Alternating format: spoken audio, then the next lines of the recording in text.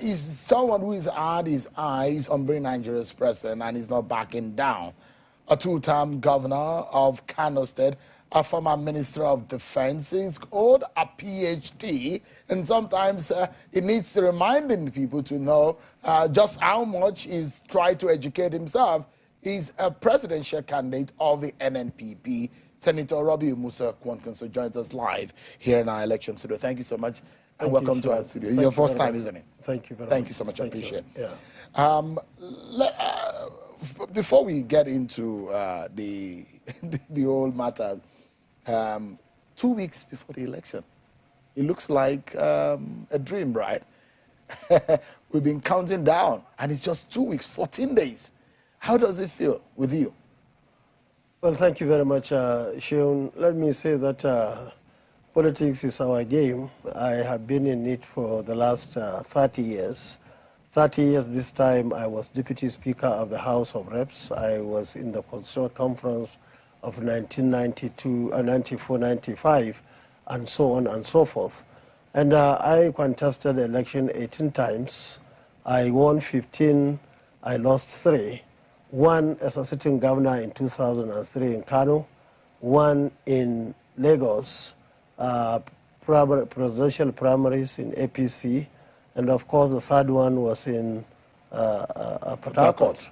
So we are used to it, and this is our life. We'll continue as long as we're alive. We have to do whatever it takes in this game to save this country.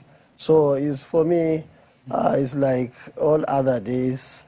Every day I've been working in the last 30 years. No Sunday, no Monday, no Friday, no Christmas, no Salah. Every day we have a program to suit that day of the year. And we are so happy about it. And one we be looking forward to see just how many of the red hat-wearing supporters of yours, the Kwankwaso and the Talakawas that are always following you, how much of those will be able to turn out.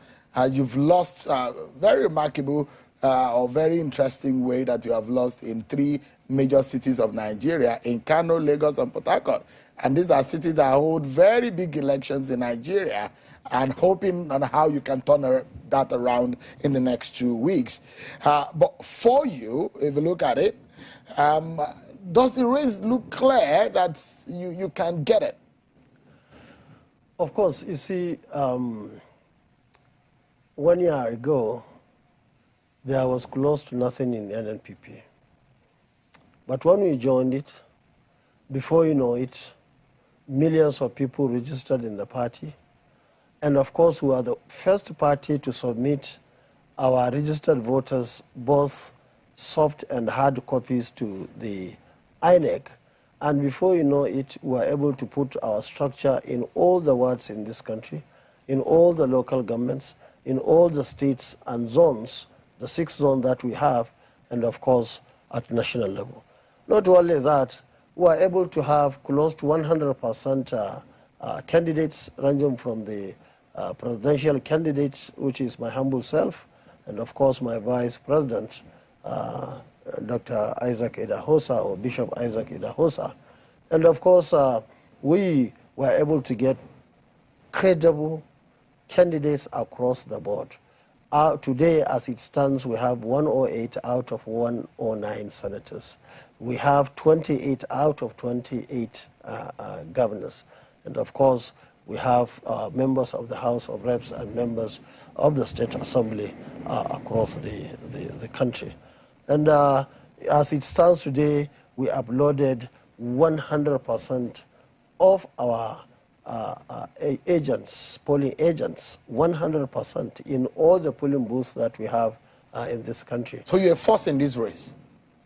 Oh, very strong force. They call it the fourth force, that sometimes you are being referred to as the disruptor. Why do you think people feel or see you as such, as a disruptor of the race? You see, before now, we had 2 parties, to the extent that the leaders in those 2 parties were so arrogant that there are 2 doors in this country. If you want to get out of the place, meaning join the politics, it's either you take this one or you take the other one. And it's like they frustrated everybody. Everybody who was credible, people with capacity and so on, was frustrated, leaving only some of them there. And when we brought this party, of course they underrated us, and we were very happy about it, to the extent that they thought just like any other party that came and died along the road. Now we are 2 weeks now to the election, and fortunately for Nigerians, the NNPP is getting even stronger by the day.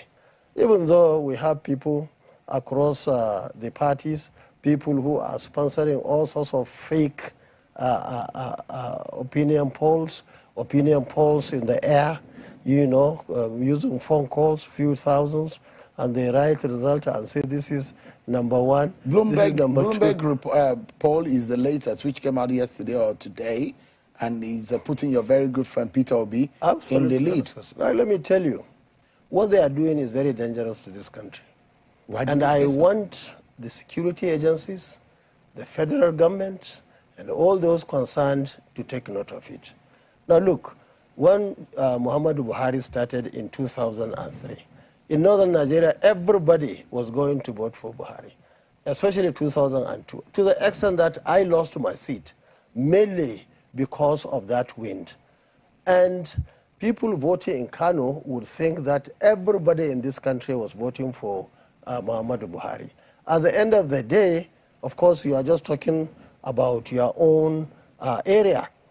And when somebody was announced, those people will only go out on the streets burning tires and killing people and destroying properties because they thought everybody in the country was voting for Muhammadu Buhari. And so many things happened in northern Nigeria, especially in my zone, in the northwest. Now, a similar scenario is trying to rear its head again. Now that people are bringing fake figures, believing that this is number one, this is number two, this is number three, and this is number four. And in our opinion, that paper should be put upside down. That's the fact of the matter. Upside down, so how will it read Number then? 4 they are putting should be number 1. Who is number 4? That's kwankwaso, the NNPP. We are the people on the ground. PDP and APC are crumbling. So many issues there, and we all know about it. And people are looking for an alternative in this country. And we are taking that advantage.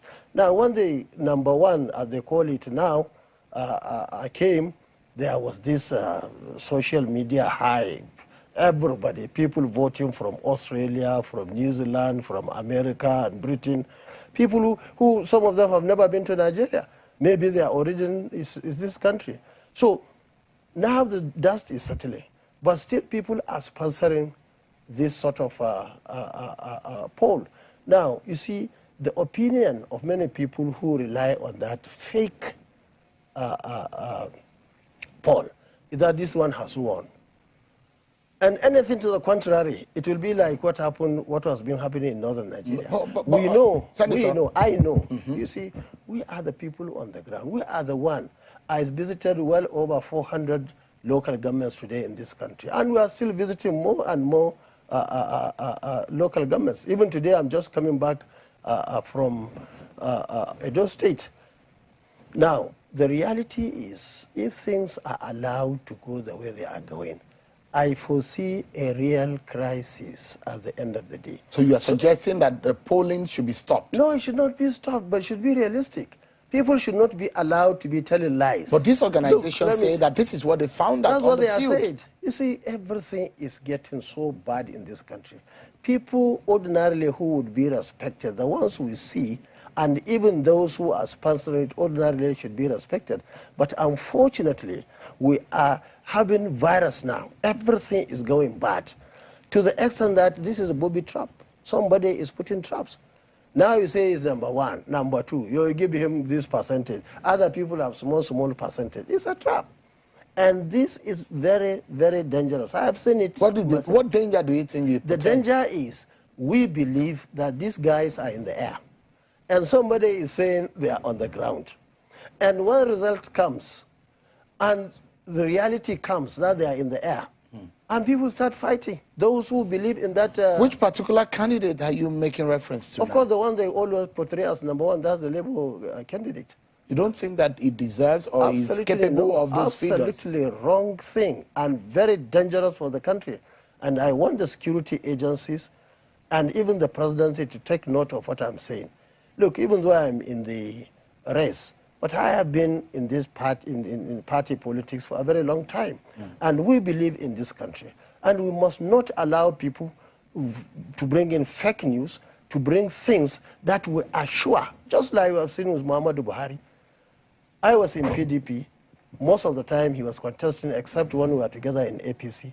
Many houses were, I was even attacked in Kano when I was in PDP supporting another candidate, because everybody was believing that the whole world, everybody in Nigeria was voting for Muhammadu Buhari, not knowing that it's only in your local government and in your state.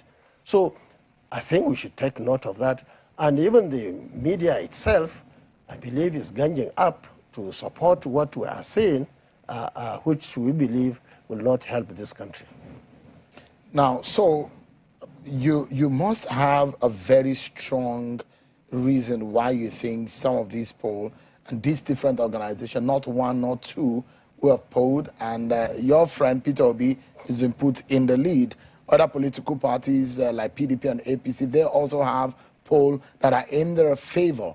Why? Is it because it's not in your favor that you think these are not correct, or you think that these polls should not be allowed to be made public? Now, did you see any poll from northern Nigeria? In fact, all those polls were coming from the south. And the media that is propagating that fake information is mainly from that part of the country. And what we are saying is, you see, things have gone so bad. Where are the good people? Where are the people who are supposed to be leaders in all these areas? That's what I'm telling you, that things are getting so bad almost everywhere. And unless we come to reality, for me, I mean, people are just planting things that will only explode. Well, is it because this is not in your favor? If it were no, I'm telling you the reasons. If you go to the, see, and these things are on telephone. Over 90% of my supporters don't even know Twitter. They don't even know social media.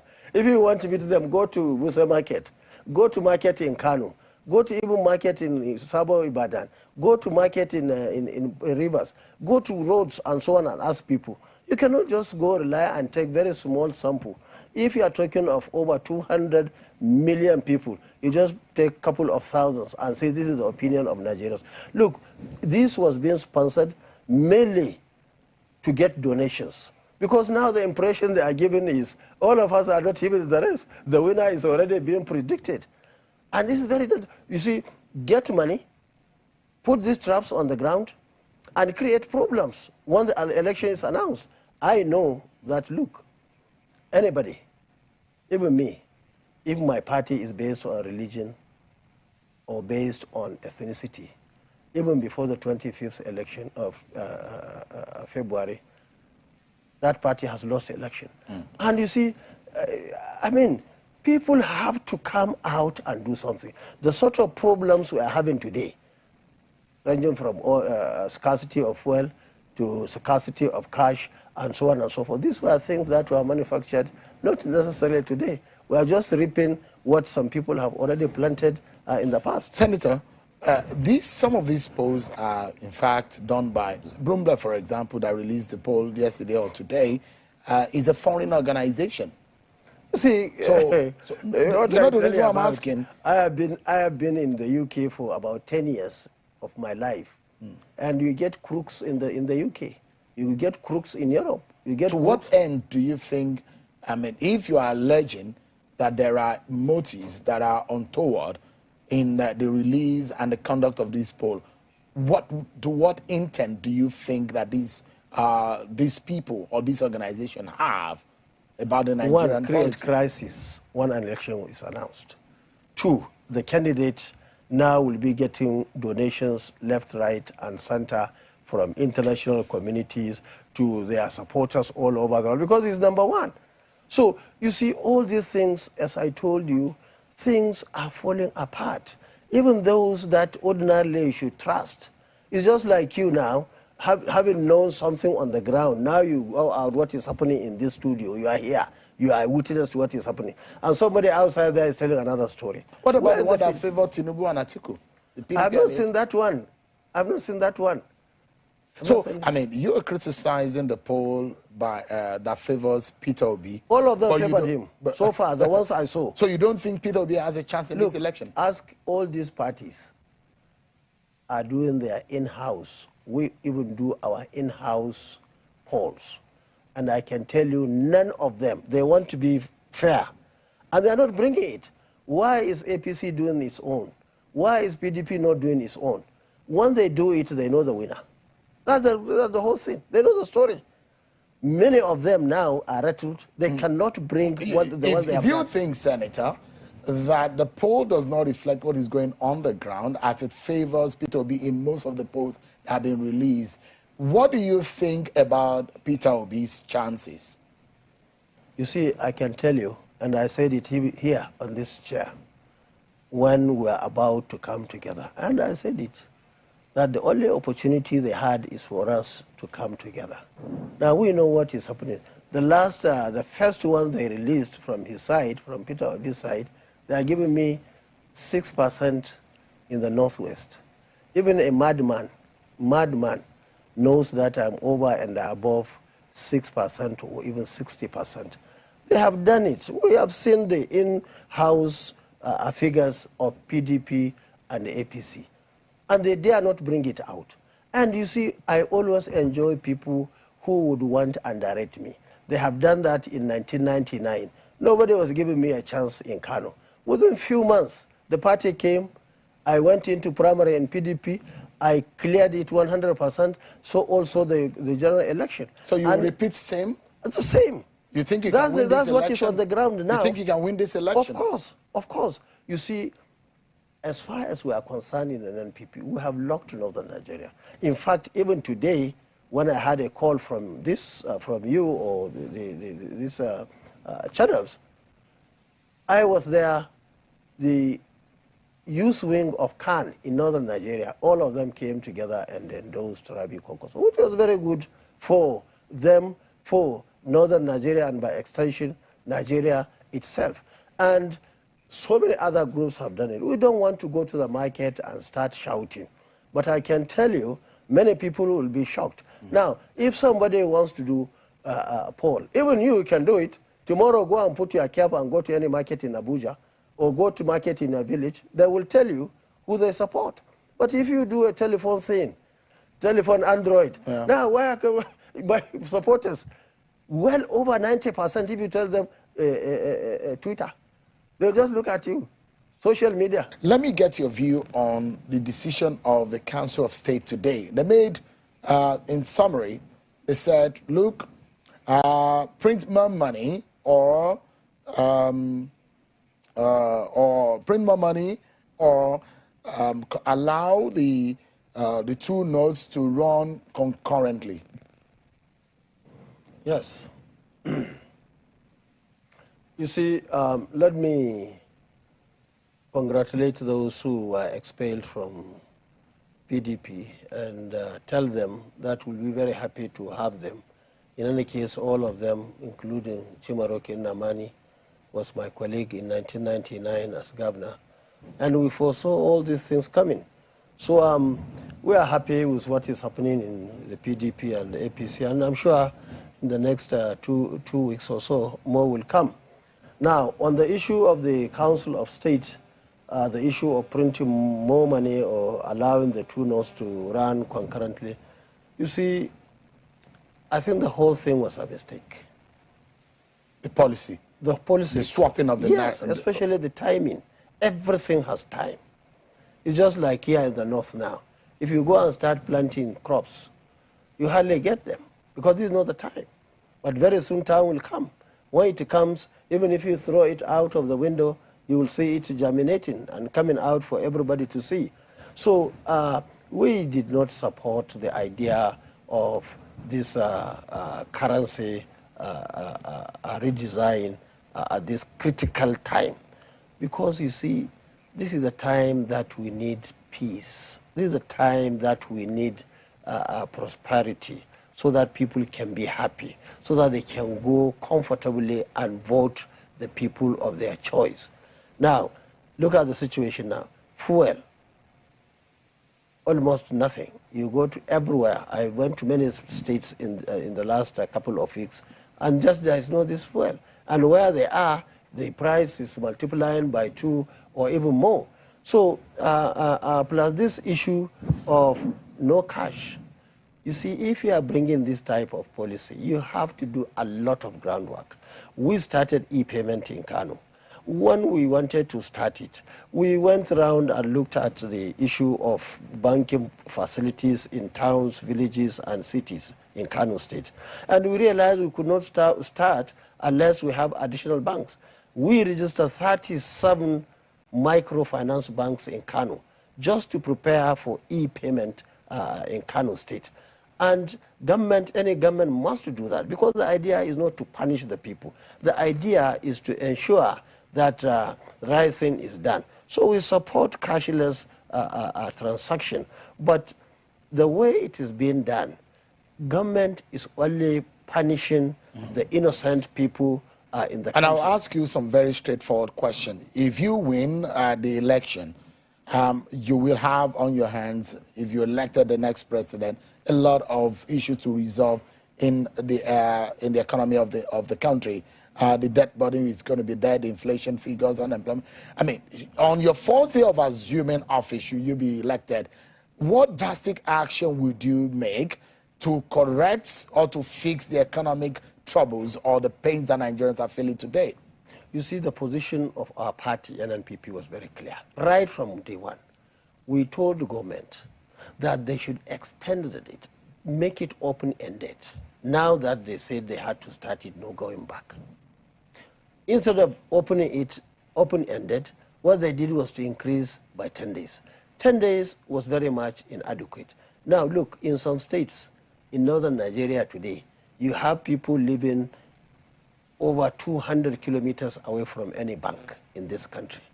And you see, you are talking of people who have 10 million, 100 million, 1 billion. We are talking of people who are having 5,000, 3,000, somebody who is selling even sugar cane, one piece, which he cleaned and is cutting and selling.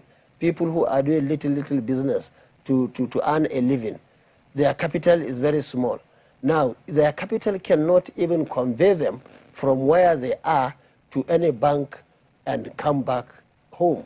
And all these arrangements were not being done. So our concern, of course, is the poor, the talakawas of this country, and they are really suffering.